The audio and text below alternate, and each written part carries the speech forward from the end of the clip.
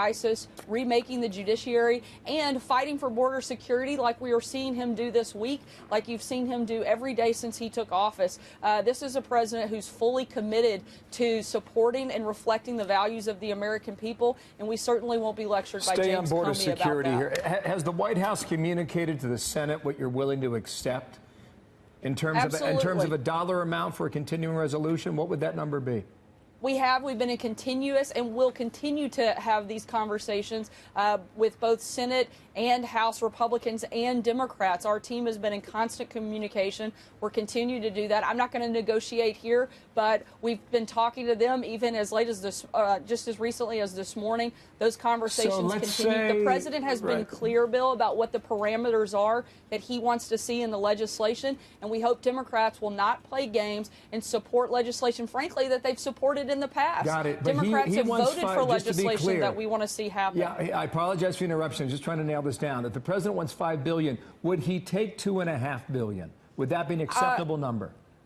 We have other ways that we can get to that $5 billion that we will work with Congress if they will make sure that we get a bill passed that provides not just the funding for the wall, but there's a piece of legislation that's been pushed around that Democrats actually voted 26-5 out of committee that provides roughly $26 billion in border security, including $1.6 billion for the wall. That's something that we would be able to support as long as we can couple that with other funding resources that would help us get to the $5 billion. That is a partial yes, but it sounds like the answer, or the solution rather, is more creative than we are led to believe. Accurate? Look, we've been very clear with members of both Republicans and Democrats, the House and the Senate, on what we want to see, and we want them to work with us. At the end of the day, we don't want to shut down the government. We want to shut down the border from illegal immigration, from drugs coming into this country, and make sure we know who's coming and why they're coming. And that's what the president is focused on, and he's not going to back down until he gets what he needs to make sure the people of this country are protected. Sarah, as far as the communication with the Senate, and we just played sound of multiple senators who say if there's a plan we don't know about. I mean, what is the communication there? What can you say publicly about the state of negotiations?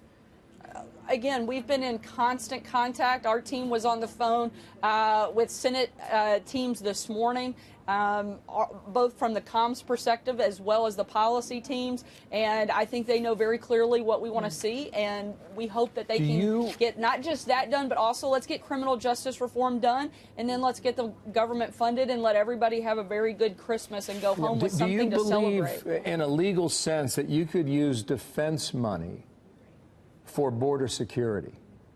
There's certainly a number of different funding sources that we've identified that we can use, that we can couple with the money that would be given through congressional appropriations that would help us get to that $5 billion that the president needs in order to protect our borders. So you're exploring this, and you think legally you could do it? Absolutely.